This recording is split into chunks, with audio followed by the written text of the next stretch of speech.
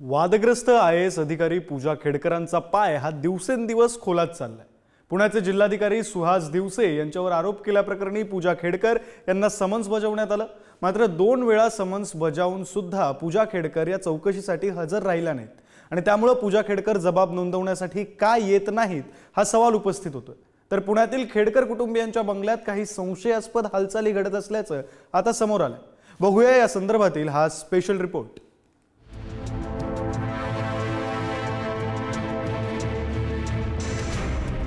आधी प्रशिक्षण कालावधीला स्थगिती, मग UPSC कडून गुन्हा दाखल। वादग्रस्त IAS अधिकारी पूजा खेडकरांचा पाय चांगलाच खोलात गेलाय। पण या पूजा खेडकर आता नक्की कुठे आहे? 19 जुलैला वाशिमहून निघाल्यानंतर त्या कुठे गेल्यात असा प्रश्न उपस्थित होतोय। 16 जुलै रोजी महाराष्ट्रातील प्रशिक्षण कालावधीला स्थगिती मिळाली। 16 ते 19 जुलै 72 तास वाशिमच्या विश्रामगृहातून बाहेर पडलेल्या नाहीयेत। 19 जुलैला UPSC कडून गुन्हा दाखल होताच पूजा खेडकरांनी वाशिम सोडलं। पूजा खेडकर नागपूरहून दिल्लीला गेल्याची माहिती आहे। 23 जुलैपर्यंत पूजा खेडकरांना मसुरीतील प्रशिक्षण संस्थेत परत येण्याचे आदेश आहेत। मला आज दुपारपर्यंत असं सांगितलं की त्या व्यक्तींनी आपल्या इथल्या जिल्हाधिकाऱ्यांच्या बद्दल एक तक्रार केलेली। त्यांनी त्याच्याबद्दल काय तुमचं म्हणणं आहे हे जाणून घेण्याच्या करता त्यांना पाचारण करण्याचा प्रयत्न केला, परंतु अद्यापपर्यंत त्या इथं आलेल्या नाही। मी त्यांना म्हणालो की तुम्ही त्यांना ईमेल करा, व्हॉट्सॲप करा, तुमच्याकडे पण पुरावा असला पाहिजे ना। चौकशी करून जे काही योग्य असेल कायद्याच्या नियमाच्या मध्ये त्या पद्धतीनं पुढच्या गोष्टी घडतील। या राज्याच्या या देशाचे प्रशासकीय अधिकारी त्याची महाराष्ट्राची देशाची परंपरा त्या चौकशीच्या बाहेर आज अधिकारी जायला लागले। ही अतिशय गंभीर बाब आहे। मला असं वाटतं केंद्र सरकार याची अतिशय गांभीर्याने नोंद घेते आणि याच्यामध्ये योग्य ती कारवाई करते।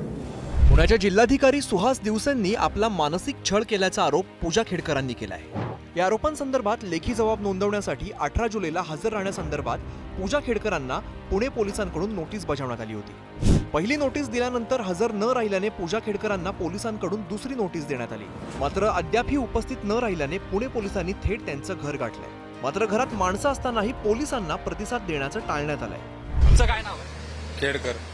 तुम्ही पण खेडकर? काय नातलग तुम्ही? म्हणजे दिलीप खेडकर सरांचं नाही, कामगार आहे मी, नातलग नाही कोणी। काय काय काय पूजा कुठे दादा? तुम्ही नाही आलेले ते पुण्यात गेल्या कुठे असं नाही, मला नाही सांगता येणार। पुणे पोलीस असं म्हणतात की त्या आज पोलिसांकडे येणार होत्या, तर त्या आज पुणे पोलिसांकडे येणार आहेत? नाही, मला नाही सांगता येणार। नॉन क्रिमिलियर प्रकरणी पूजा खेडकरांचा पाय आणखीन खोलात जाण्याची चिन्ह आहे, कारण देशभरातून पूजा खेडकरांविरोधात राष्ट्रीय मागासवर्गीय आयोगाकडे तक्रारी प्राप्त झाल्या। त्यामुळे या प्रकरणात राष्ट्रीय मागासवर्गीय आयोग लक्ष घालणार असल्याचं समजतंय। पूजा खेडकरांना OBC प्रवर्गाचा गैरवापर केला का याबाबत जात प्रमाणपत्राची वैधता तपासली जाणार आहे। जे काही आहे ते कायदा ठरवेल, त्याच्यामुळे कोणीही भूमिका घेण्याची गरज नाही आणि कोणीही त्याच्याबद्दल कॉमेंट करण्याची गरज नाही। दरम्यान पूजा खेडकरांचे वडील दिलीप खेडकरांवरून ठाकरेंची शिवसेना आणि शिंदेच्या शिवसेनेत आरोप प्रत्यारोप रंगलेत। रामदास कदम पर्यावरण मंत्री असताना दिलीप खेडकरांच्या बदलीसाठी 2 कोटी रुपये घेतल्याचे आरोप माजी आमदार संजय कदमांनी केले। रामदास कदमांनी आरोप फेटाळत संजय कदम यांच्यावरती आबरू नुकसानीचा दावा करण्याचा इशारा दिलाय। दिलीप खेडकर हे प्रदूषण नियंत्रण मंडळाचे अधिकारी असताना रामदास कदम हे पर्यावरण मंत्री होते। दिलीप खेडकर हे वेगळ्या व्यावसायिकाला भेटलेले आणि भेटत असताना ते सांगत होते मी मंत्र्याकडून आलेलो आहे, या मंत्र्यांनी मला पाठवलं, या मंत्र्याचं एवढं डिमांड आहे आणि म्हणून ACBने चौकशी झाली पाहिजे याकरता आम्ही राज्याचे मुख्यमंत्री असतील, राज्याचे गृहमंत्री असतील आणि अँटी करप्शन ब्युरोला आम्ही स्वतः त्याच्यामध्ये जाऊन तक्रार देणार आहोत। याने 2 कोटी खाल्ले, त्याने 1 कोटी खाल्ले, कसं करून 20 कोटी घेतले, हे जर चाललंय ते दाखवा काय ते। आणि ज्या गोष्टीची मंत्र्यांचा काय संबंध येत नाही, फक्त प्लास्टिक बंदी मी कायदा केल्यानंतर अनेक अधिकाऱ्यांच्याकडून त्याची अंमलबजावणी करून घेतली, मला मान्य। बाकीचा बदल्यांचा आणि मंत्र्यांचा गाडीचाही दुराव्याशी संबंध नाही। तर प्रश्न कुठे येत नाही या सगळ्या गोष्टीचा।